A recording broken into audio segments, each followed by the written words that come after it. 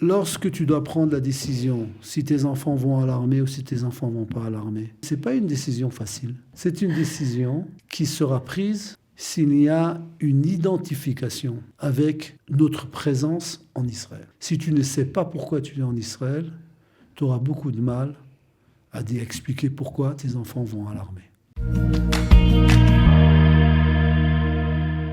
Et tout de suite, nous avons le plaisir d'accueillir Gaël Grunwald, vice-président de l'OSM, président du département éducation au sein de cette belle organisation et représentant du Mizrahi mondial. Gaël Grunwald, bonjour et bienvenue. Bonjour. Alors vous êtes là parce que le sort des Juifs de France vous intéresse, vous importe et vous avez décidé d'organiser un grand colloque de réflexion qui s'appelle d'ailleurs Réflexion, avec un jeu de mots. Voilà, effectivement, le Mizrahi, le mouvement idéologique, le mouvement politique du Mizrahi est un mouvement qui est très important. Et ce mouvement qui existe depuis le premier congrès sioniste mondial, Ouais. c'est-à-dire que le Rav Reines était à l'origine, à la création de ce parti, qui est un parti qui prône justement pour l'idéologie qui dit Israël, le pays d'Israël, et la Torah, c'est une seule chose. C'est-à-dire, si vous voulez, c'est ce qu'on appelle le sionisme religieux. En d'autres termes, c'est l'idéologie du Rav Kook, du Rav Reines. Et je me permets de dire que, d'une certaine façon, cette idéologie, elle est de moins en moins écoutée en France. Pour des bonnes raisons, d'ailleurs. Les bonnes raisons, c'est que une grande partie des dirigeants du Mizrahi, du Bnei Akiva, que ce soit des rabbins, que ce soit des dirigeants communautaires, ont décidé, ces 30, 40 dernières années, de faire leur allié, de s'installer en Israël. Et d'une certaine façon, cette idéologie existe de moins en moins.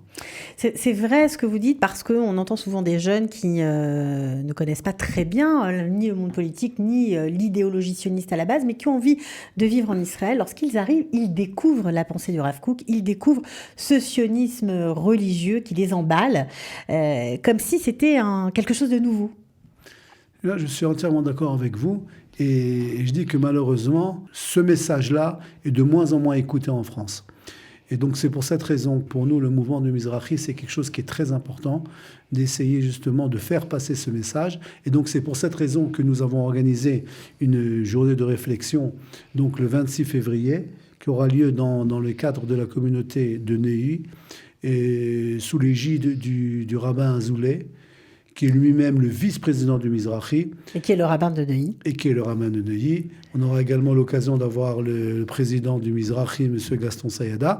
Et nous avons, à mon avis, une très belle fiche d'intervenants qui viennent spécialement d'Israël, qui sont là justement pour essayer d'enrichir cette journée qui a pour but, encore une fois, de faire passer ce message, qui est un message qui n'est pas assez écouté en France. Donc nous aurons le professeur Trigano, nous aurons notre ami Daniel Hayik, nous aurons le rabbin Cherki et les dirigeants du Mizrahi qui seront là justement pour faire passer ces messages-là. Pour prendre un peu d'air d'Israël, il y aura également Sarah Weizmann qui est diplômée en langue en civilisation hébraïque et le rabbin Avraham Drey sera aussi du voyage. Il participera donc à ce colloque. Alors j'imagine que vous allez parler forcément de la dimension spirituelle d'Israël. Vous allez aborder des thèmes peut-être qui font l'actualité en Israël comme la réforme judiciaire. Nous n'allons pas uniquement parler d'idéologie, mais on va également toucher à ces mêmes sujets qui sont des sujets qui sont très importants au sein de la société israélienne, entre autres la réforme judiciaire, mais également, je dirais, les différents problèmes que nous connaissons entre la droite et la gauche, que ce soit au niveau économique, que ce soit au niveau du futur de ce qu'on appelle de la Judée-Samarie, les différentes discussions, les différentes polémiques que nous avons en Israël entre la droite et la gauche. Des sujets d'ailleurs qui je dirais, qui ne sont pas nouveaux parce qu'ils sont Bien là sûr. depuis, je dirais d'une certaine façon, depuis 1967. C'est important pour vous que la diaspora, avec un grand D, ne soit pas déconnectée de l'histoire contemporaine, de l'histoire moderne d'Israël. Il y a deux choses qui sont très importantes pour nous, pour moi. Premièrement, c'est que ce message de sionisme religieux soit connu en France. Aujourd'hui, malheureusement, peu de gens connaissent ce domaine-là. Je vais vous donner un exemple. Est-ce que Shabbat, dans le cadre de la tfila, de Shabbat? Est-ce que oui, on est... Dans la est-ce que prière oui, de dans la Shabbat. prière de Shabbat, est-ce qu'on va dire, est-ce qu'on va prononcer la bénédiction pour le bien de l'État d'Israël? Or, malheureusement, il y a de plus en plus de synagogues en France où on ne fait rien pour exprimer donc cette fila, cette prière pour le bien de l'État d'Israël. Mais ça veut dire quoi? Cette prière de l'État d'Israël, si vous voulez, exprime justement cette relation que nous avons avec Israël. Mais ce n'est pas uniquement Israël, l'Israël où c'est sympa de se balader en été et d'aller à la plage. Je parle d'Israël au niveau de la dimension spirituelle d'Israël. C'est-à-dire que Dieu nous a donné la possibilité de retourner en Israël. Nous parlons de processus qui n'existaient pas ces derniers 2000 ans. Et donc, nous ne pouvons pas rester, je dirais, inactifs par rapport à cette histoire.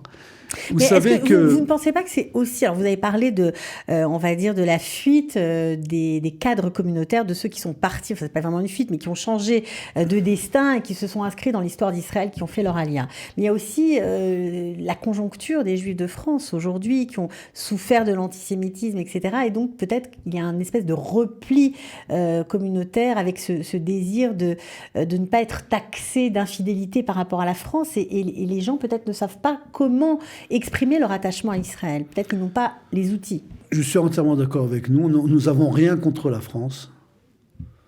La France est un pays qui a accueilli la communauté juive de France. Moi-même, je suis né en France. Mes parents sont nés en France. Mes grands-parents sont nés en France. Mais je parle, je dirais, de façon positive. Rien contre la France, mais oui, pour Israël. Nous ne pouvons pas rester, je dirais, aveugles par rapport à ce processus extraordinaire qui s'appelle la création de l'État d'Israël, le sionisme.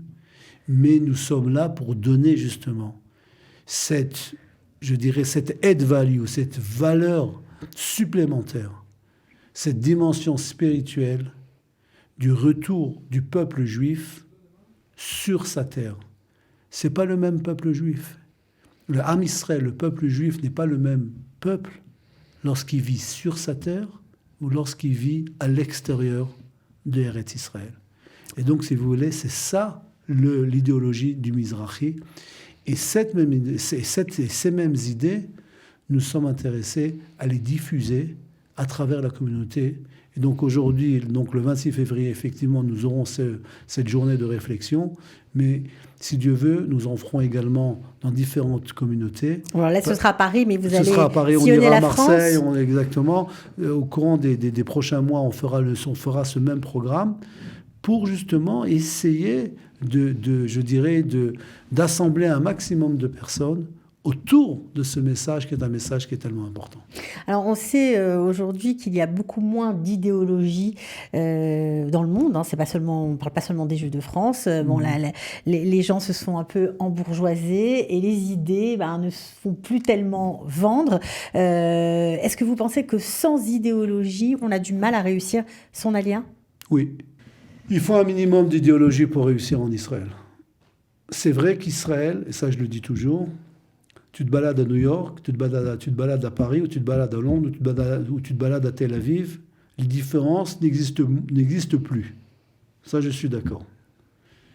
Mais encore une fois, pour vivre en Israël, il te faut cette motivation. Il te faut ce sentiment que tu habites en Israël, pas pour rien. Et ce sentiment, on ne l'acquiert qu'avec de la connaissance, qu'avec des séminaires comme le vôtre, où on peut être confronté avec des penseurs, des idéologues qui nous expliquent, qui nous parlent d'Israël autrement. Moi, je vais vous dire, Cathy, lorsque tu dois prendre la décision si tes enfants vont à l'armée ou si tes enfants ne vont pas à l'armée, c'est pas une décision facile. C'est une décision qui sera prise s'il y a une identification avec notre présence en Israël.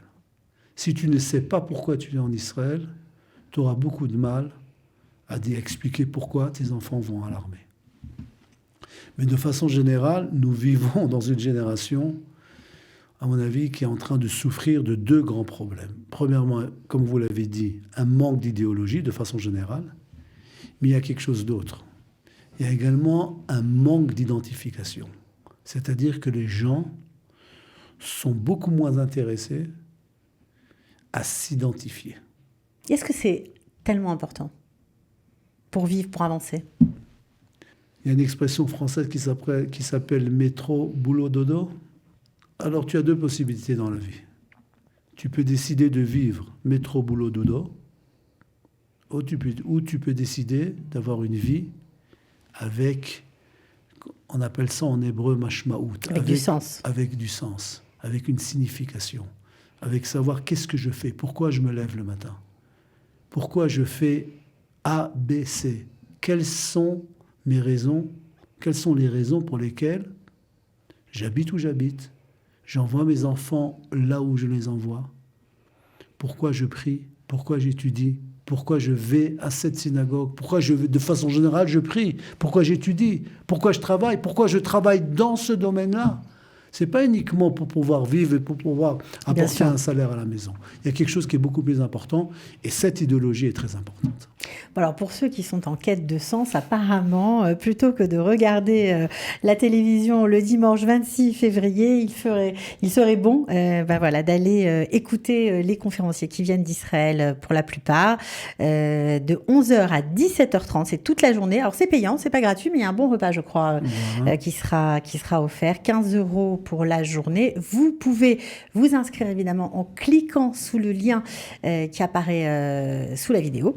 Voilà. Et écoutez, nous, on était ravis d'abord de vous entendre, de voir que les Juifs de France vous intéressent, que vous pensez à eux. C'est important, vraiment. Je parlais du lien tout à l'heure avec la diaspora, mais je crois que c'est ça qui vous anime aussi, de ne jamais rompre ce lien. Ce lien est très important.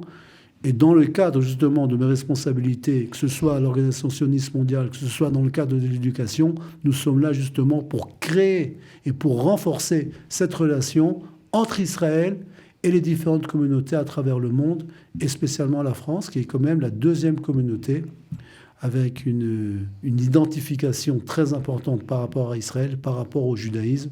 Et donc, nous vous invitons tous pour le 26 février à la communauté de Neuilly, en présence de tous ces intervenants. Venez tous. Voilà, je crois que le message est passé. Donc, colloque, réflexion organisée par le Mizrahi. Merci d'avoir été avec nous. À très bientôt. À très bientôt, merci.